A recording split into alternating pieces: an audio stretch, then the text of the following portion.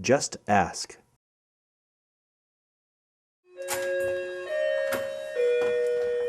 Hello! Hey, Homer. Come in, come in. I'm Jordan, and I brought along with me... Jordan, nice to meet you. Nice to meet you. About 5 other people, so... Amanda, yes. hello. Jesse. Jesse, good to see you. Hi, I'm Katie. Hi, Katie. Hi, Homer. I'm Stephanie. Hi, Stephanie. Hi, I'm Erin. Aaron. Last Is one. that Nice the to whole meet group? you. Touching. How do you feel about somebody approaching you? Would you rather them shake your hand or touch your shoulder or just verbally let you know they're there? Well, it depends on the nature of the contact. In certain situations, it's appropriate to shake hands, and for the most part, I'm really able to feel, hear a person extend their hands. The rustle of a shirt or a jacket clearly tells you that someone is extending their hand, or it's appropriate and I extend my hand. Yeah, there's a lot of people that try to shake my hand, and I'm not offended at all by that. It's a little bit awkward because I kind of feel bad for them because they're embarrassed. But personally, that does not bother me at all. But I do think, like, if they would know that I'm not able to move my arms to shake their hand, I think it would be appropriate for them to touch my shoulder.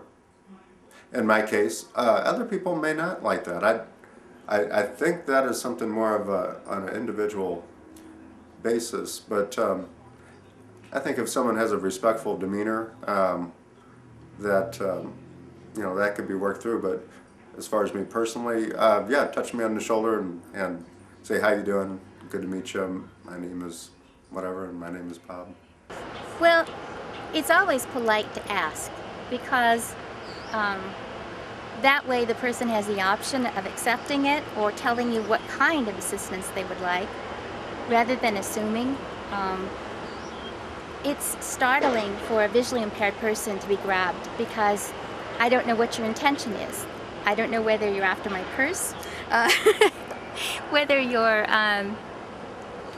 someone that I would even want to deal with. So speaking to a visually impaired person before touching them is always courteous. The exception to that would be like a wait staff who needs to get to identify that you're the one they're speaking to, and when they're asking, what you would like. They might touch your hand or your shoulder lightly to let you know that you're the one being addressed. Because that's confusing too. I've answered people who were talking on their cell phones, not knowing whether or not they were speaking to me. Opening doors. That reminds me of a story. When I first met my roommate, the guy that I'm buying the house with, he won't admit it, but the one thing that annoyed me and the reason me and him kind of had an argument when we first met was he ran up from behind me to open the door for me. And unless you're there first and open the door as a courtesy, I don't mind that. But if you run from behind me because you think I'm not able to open a door, that's what makes me mad. I mean, if I ask you for help, it's because I need help. If I don't ask, I don't need your help. I can do it myself. It's like the people who open doors for me. There was a time in my life that it was like, I can do that myself. And there's for sure a lot of disabled people still today that are out there. I can do it myself. But I love now just looking up and saying thanks, and saying thanks all day long and smiling at people and they smile back. And I might take a day that wasn't going good for them at all, and then all of a sudden, I just love it. Communication.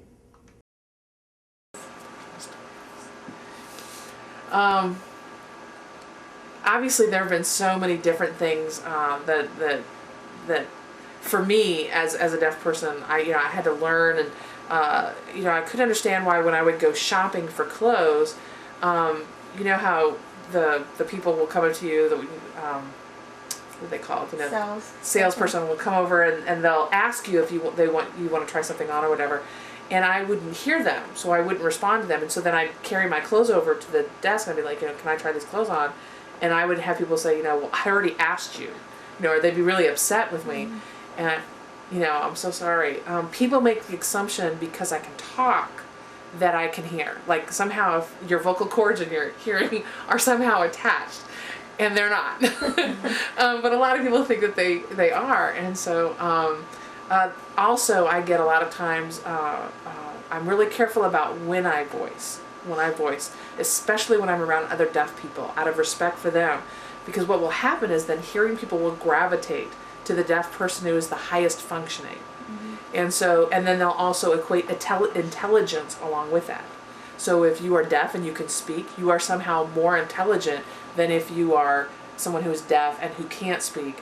And obviously that's not the case at all. But it's certainly, what's thought. Is it important for somebody to let you know who all is with them? If, for instance, 6 people walk into your house, is it important for the first one to say, hi, I'm here with a few other people? Yeah, it really is. What happens a lot of times is 2 or 3 people will come in a group, and they will say hello, and then the other people will stand very quietly, just stand still quietly, and you don't know who they are, and it's easy enough to do something that's uncomfortable, like run into them, or just not know that they're there. So it really is helpful for everyone in that situation to identify themselves and just let you know where they are in space and who they are. Could you talk a little bit about communicating at eye level and how you handle that situation or different situations? Well, personally, I know at parties and things like that, it is very important to me to be on somebody's eye level when I'm talking to them. I get like this. I used to get a crick in my neck at the ending of all parties. It was like, I can't do this any longer. I can no longer look up like this. And so now I can raise my chair when I want to talk to somebody. And like I said, the reason that I wanted this more than anything was not for myself, from my friends that would kneel down to talk to me, to be on my eye level, and then they couldn't get back up. Because that's happening more and more, with my age friends. So. Would you rather, if you didn't have the chair, that you could raise up and down to somebody to get at your eye level? Or just, yes, okay. I'd always, and so many people are conscious of that and do it. Like, I was just talking to a girl yesterday out at the mall, and she immediately came over and just got down eye to eye level with me and started talking, and that just, it means everything. It's like all of a sudden, we're talking, we're having a conversation, and it's not like that when you're watching everybody else. How do you feel about people who finish your sentences or your words for you?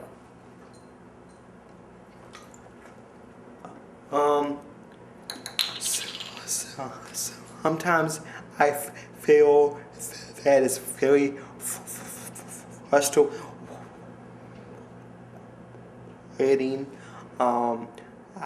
I got a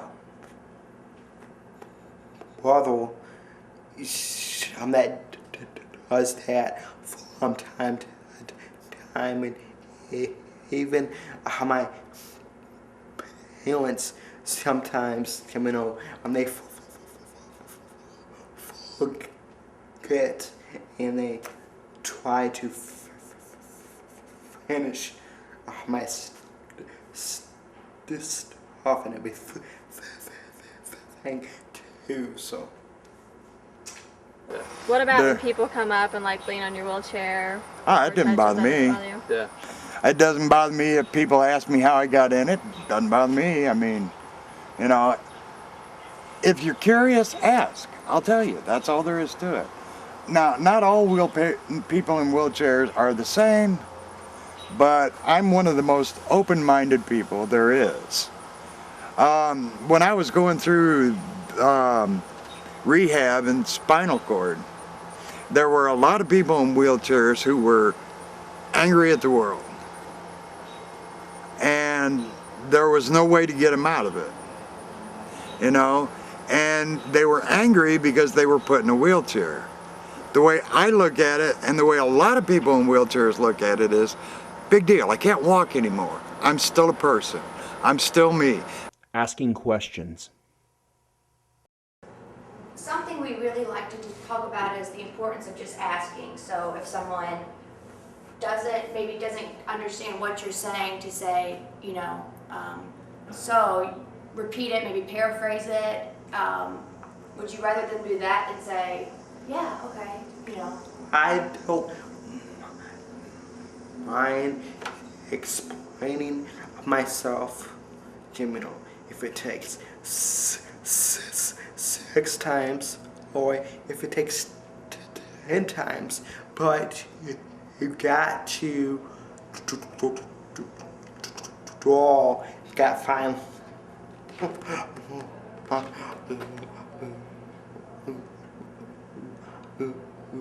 line is when somebody's being trying to be educated or just being so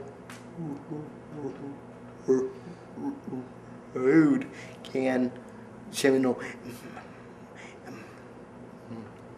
mean and stuff. Sometimes, because you are disabled, people have a lot of curiosity, and they'll ask you personal questions they would never think to ask anyone else. So that can be a little rude. When they make an assumption that just because you have a disability that you are mentally delayed, totally incompetent, they're surprised you can walk across the room without tripping over things or brush your own teeth or pick out your own clothes. I've been blind all of my adult life and most of my life, so I've learned how to do things in different ways, but it doesn't mean that I'm not a capable human being. How do you feel about people asking questions? Like children, you'd rather them ask than assume? Oh yeah, no, it doesn't bother me at all. Now, you know, that horrifies their parents many times. But, you know, I mean, it's just, you know, if you've got a toddler, they're going to go for the wheels. They always do, you know. But I mean, if you think about their life, they're always looking at bikes and, you know, all sorts of different things. And it's different. And, you know, they want to grab onto it. Not a big deal. You know, and you know, if they've got questions, I'd rather that they ask. I mean, at least they ask honest questions. You know, much once again to the horror of the parents, but you know, how are they going to learn if they aren't able to ask questions? I mean, you know, what's that kid going to think of people who are different? You know, if they're spanked because they asked a question, they're never going to want to interact with people with disabilities if you do that to them. And so it's really a negative thing for parents to reprimand their kids for just asking questions that, like, the parents would ask if they weren't embarrassed. That, you know, everybody has questions. That's all right. I don't mind answering them. Language. Like, everybody has a story. Really, literally every deaf person has a story, and so I think sometimes it's difficult. We want to sort of categorize it, when we're thinking about disability. We want to categorize it into, like, deaf people, blind people, you know, people with mobility issues, and go, okay, this is how we deal with all of those people. And I don't think that you can do that. And I think deafness is another example of how you can't just go, well, this is how you treat everybody who's deaf, because people who are deaf have different experiences, different expectations, different value systems. And so how you work with those individuals, was something I've learned, is you have to meet that person, work with them, find out those things so that you can serve them better. One example of that is when you think about deaf, the word deaf, and it's DEAF. A lot of people say deaf. I don't know why, but it's deaf. And but you can see it written sometimes as a lowercase d and an uppercase d. And when you see it spelled with a capital D, that in and of itself means much more than just the biological, physiological function of having a hearing loss, which is the lowercase. The uppercase is more of a culture, a community. When someone identifies themselves and they say, I am deaf, with a capital D, they're saying, I am someone who identifies with the community, I am part of that culture, American Sign Language is my first language, all of those things. And so you don't necessarily have to be deaf. They may be hard of hearing, technically, but they identify themselves as a deaf person with a capital D. I noticed when you were talking, you used the word blind and sighted person. With all the talk about using politically correct terms and whatnot, does it offend you to be called blind? Would you rather be called visually impaired, or? You know, I'd rather be called blind. Yeah. Blind is a straightforward term. Some people who have some limited vision prefer being called visually impaired. Mm-hmm. And the reason they do that is because they think blind is a negative term. Mm-hmm. That they are not blind, they can see some, people think they're blind, they think they're helpless. Well, I don't think being blind means being helpless, and so I don't respond to it in that way. But I understand where the people are coming from who prefer a term like visual impairment. Mm-hmm. What do you feel about terminology people use? They say it's what's PC, what's not PC, you know. Well, world handicap. I'm not very strict on that. I think that as long as the attitude of the person is equal and respectful, to me, it doesn't make that big of a difference. Now, there are a lot of people that are offended by, you know, maybe the word disabled person. It's better to say person with a disability. So, I mean, if you could try to say that, that would be good. Handicapped, some people are offended by that term. So, you know, a person with a disability, because we're all people first, and then our attributes after that, second. Space. And then can you talk a little bit more about how personal space issues when it comes to your chair, and how people sometimes don't maybe invade that space, and what you think about that and so forth? Yeah, well, the entire chair becomes your space.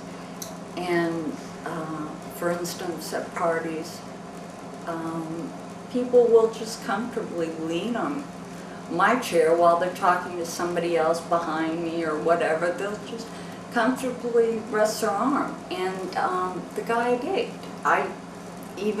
we talked about it too, because he is even really good about people that are disabled and not doing what is not polite to do.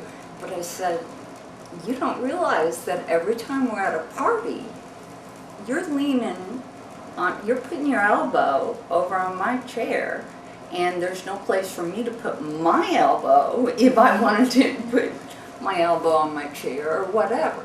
And it comes up a lot when we go to watch things where, for instance, the Jesse Hall or something like that. Mm-hmm. You know, having your own seat just means everything. Yeah. I probably don't want too much hanging off of my wheelchair, like umbrellas and bags and stuff like that.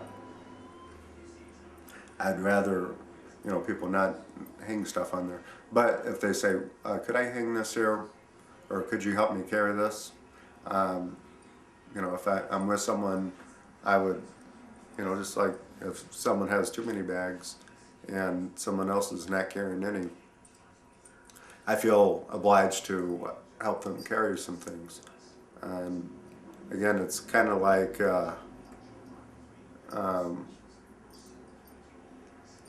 in a normal circumstance, or in a circumstance where you have people without disabilities, if someone is totally overburdened and someone says, oh, could you help me with this?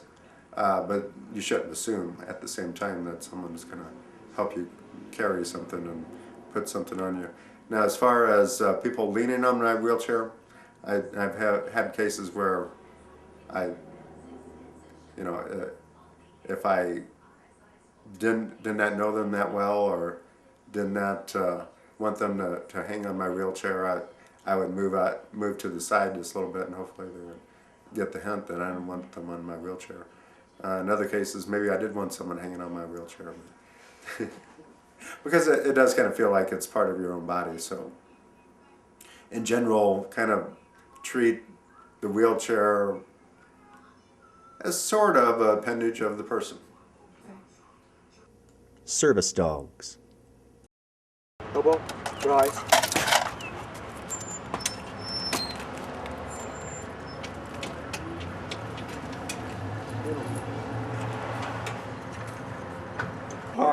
If you ever seen a service dog, it's not cool to come up and touch them. It's not cool to call them by its name. It's not cool to try to give that dog a command or something. Go heel. Go heel. And also too, if your service dog is toned in the opposite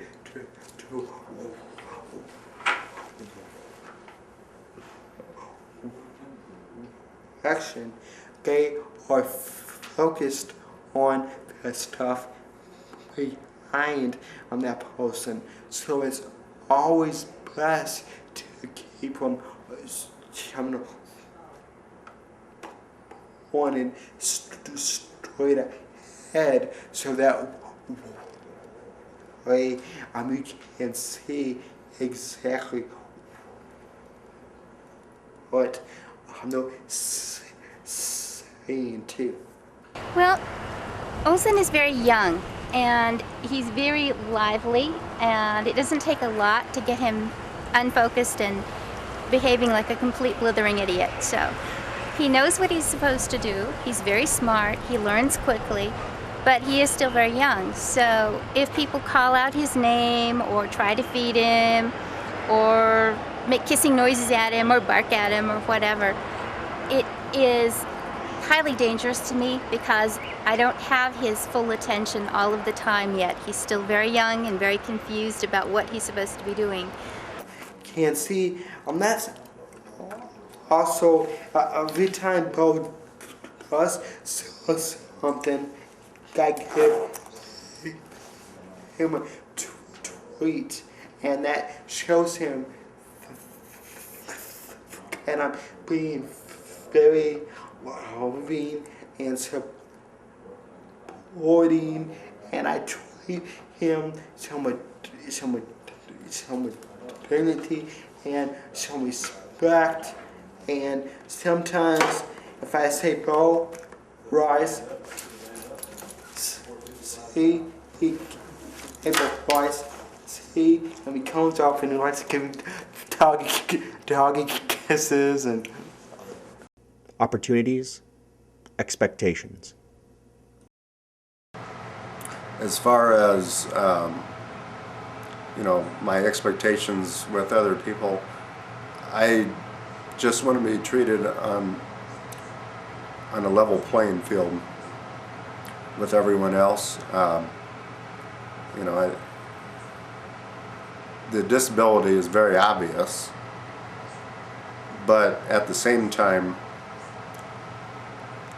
I hope, you know, that everybody treats everybody else on human terms, whether it's female, race, male, as long as it's a level playing field, and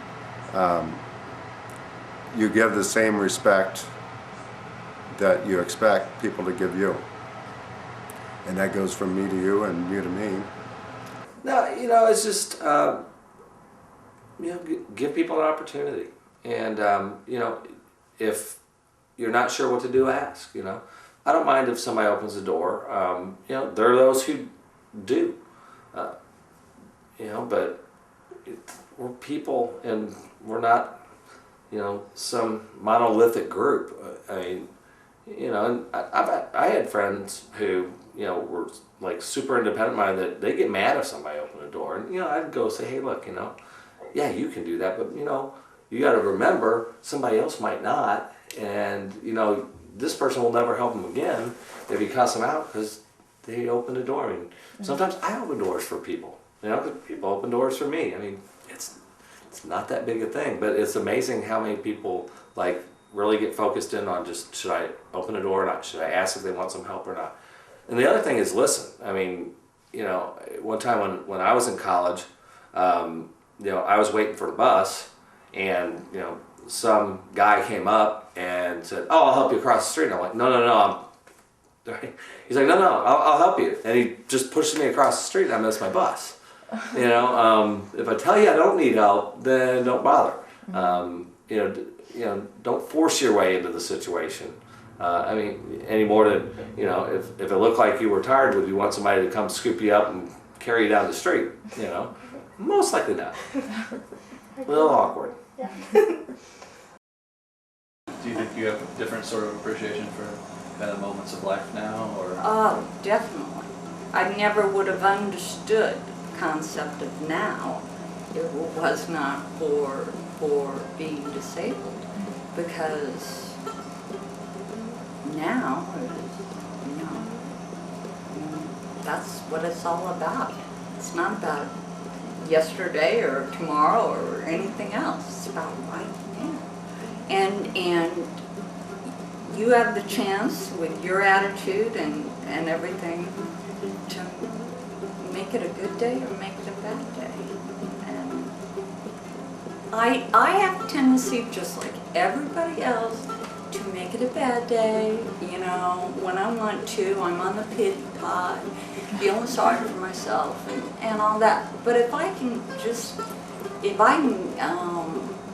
get off that, which my disability allows me to do, you know, it's amazing the number of times I get to choose during the day to be happy.